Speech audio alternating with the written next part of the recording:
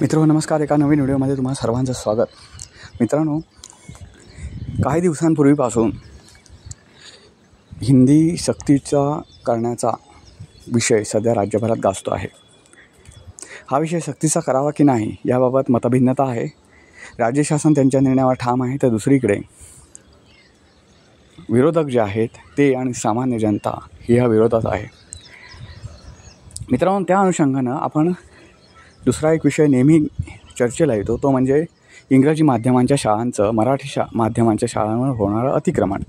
या विषयावर आज आपण बोलणार आहोत. मित्रांनो, खरंच इंग्रजी माध्यमांच्या शाळांमध्ये मुलांना टाकणं आवश्यक आहे का, इथपासून ते अगदी इंग्रजी माध्यमांच्या शाळांमध्ये आणि मुलांच्या मराठी शाळांमध्ये नेमका काय फरक आहे.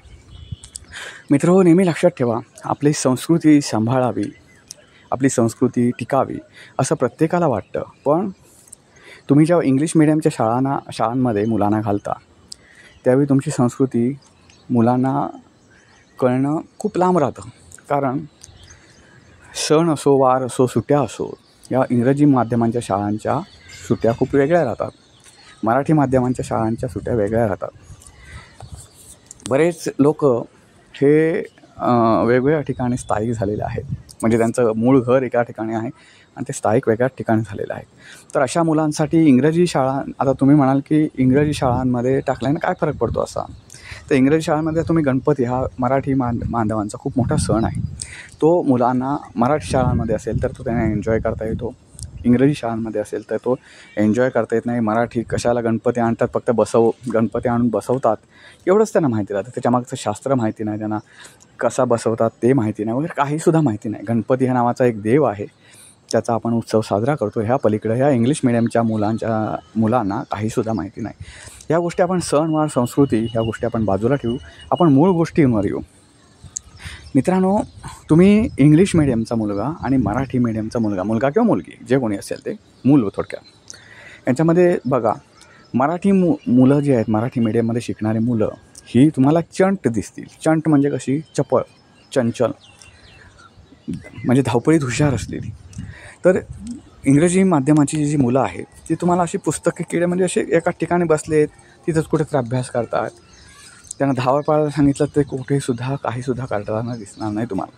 कारण इंग्लिश मिडियमची जी शाळा आहेत त्याच्यामध्ये तुम्हाला खूप अशा गोष्टी दिसतील की अभ्यास आहे की अभ्यास नो, त्याच्या पलीकडं ना स्पोर्ट्स, त्यांना स्पोर्ट्स आहे, पण मराठी मुलांसाठी जो स्पोर्ट्स स्वतःच असतो त्याच्यात त्यांना ज्या गोष्टी शिकवल्या जातात, विशेष करून तुम्ही स्थानिक स्वराज्य संस्थांच्या ज्या शाळा आहेत, म्हणजे झेडपीच्या असतील, नगर परिषदेच्या असतील, महानगरपालिकेच्या असतील, तिथे तुम्ही जर गेलात ना तर त्यांना स्पोर्ट्सच्या तासाला असे छोटे छोटे खेळ, तिथे बैठे खेळ शिकवले जात नाहीत.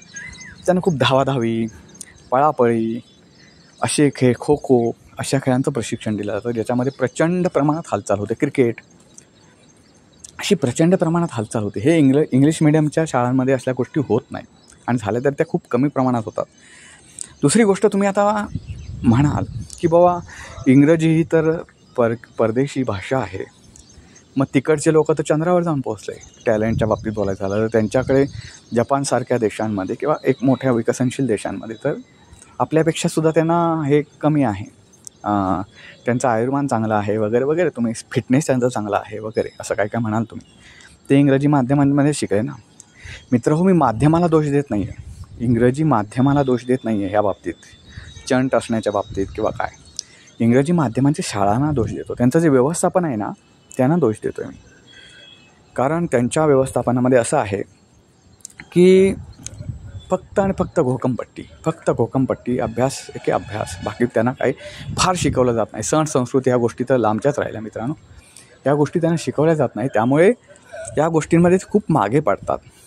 सकाळी स्वतः करणं, म्हणजे स्वतःचं उठून स्वतः ब्रश करणं, स्वतः ब्रश शोधून ब्रश करणं, ब्रश तर सगळेच करतात, ब्रश शोधून ब्रश करणं, नंतर स्वतःची आंघोळ स्वतः करणं, ह्या ज्या गोष्टी असतात. विशेष करून आता उद्या तुम्हाला बॅचलर म्हणून ॲक्टर राहण्याची वेळ झाली हॉस्टेलमध्ये वगैरे, तर ते स्वतःचे कपडे स्वतः धुणं, ह्या गोष्टी खूप कमी प्रमाणातले मुलं आहेत इंग्रजी मिडियमची, ते करू शकतात. बाकीच्यांना सगळ्या गोष्टीसाठी आईवडिलांवर अवलंबून राहावं लागतं. कारण मेहनत हा जो प्रकार असतो ना, अंग मेहनत, बौद्धिक मेहनत ते घेतात, पण ती अंग मेहनत जी आहे तर ते त्यांचे प्रमाण खूप कमी आहे. दुसरी गोष्ट म्हणजे मित्रांनो, मराठी मीडियममध्ये शिकणारी जी मुलं आहेत ती त्या मानाने बौद्धिकदृष्ट्या असतील आणि मानसिकदृष्ट्या खूप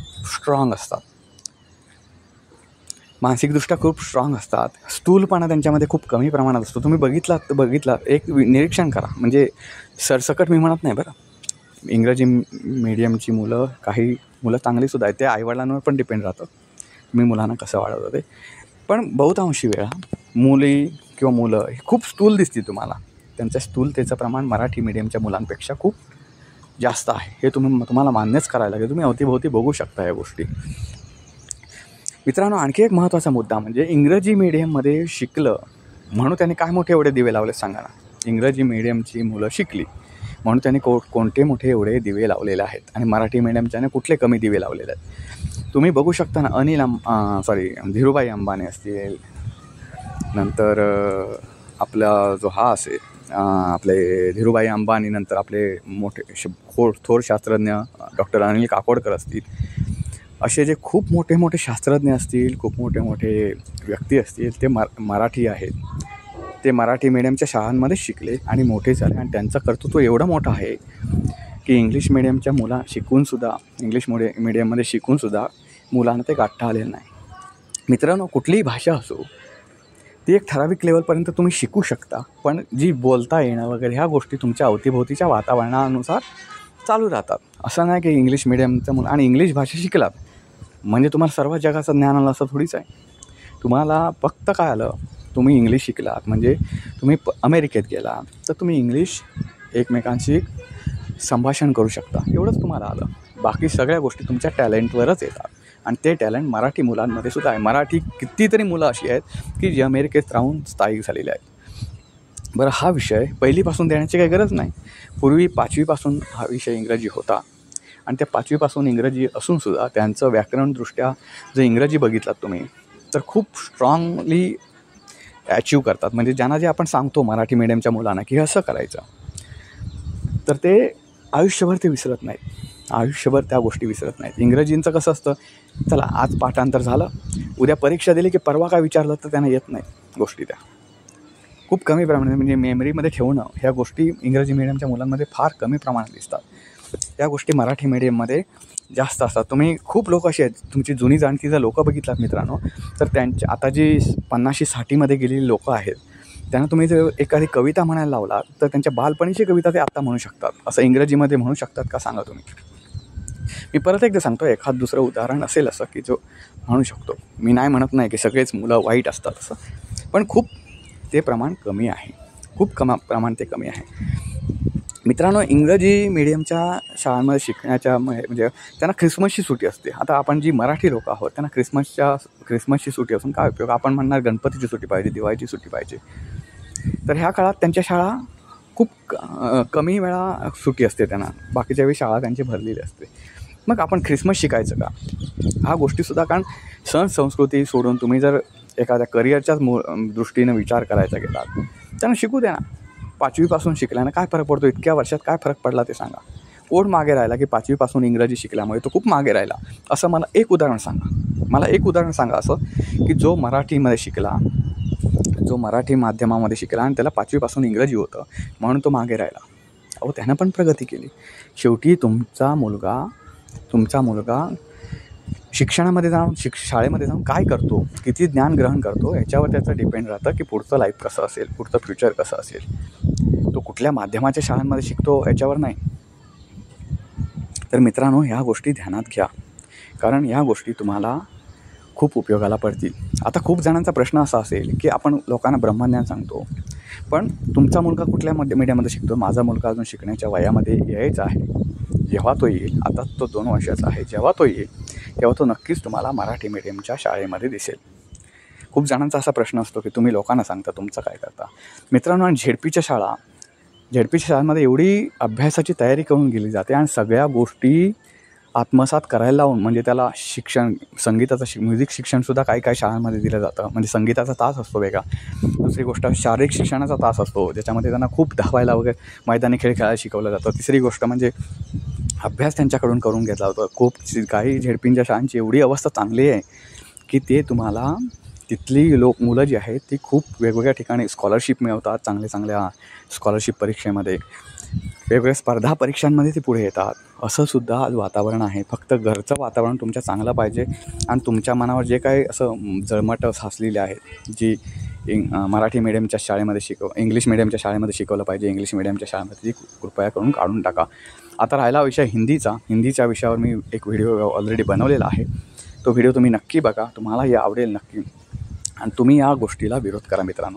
तुमचा मुलगा, जसं आपण लहानपणी मजा केली, खूप दंगामस्ती केल्या, खूप टपोरेगिरी केली, थोडक्यात मराठी भाषेत सांगायचं, ग्रामीण भाषेत सांगायचं झालं तर ती टपोरेगिरी, ती मजा मस्ती त्यांना करू द्या. त्यांचा आजचा दिवस जो आहे मजा करण्याचा, तो त्यांच्या आयुष्यात उद्या येणार नाही. तुम्ही त्यांचं बालपण दडपून टाकू नका. त्यांना बालपणा एन्जॉय करू द्या. त्यांना पण आपल्यासारखं म्हणता आलं पाहिजे, बालपणीचा काळ सुखाचा.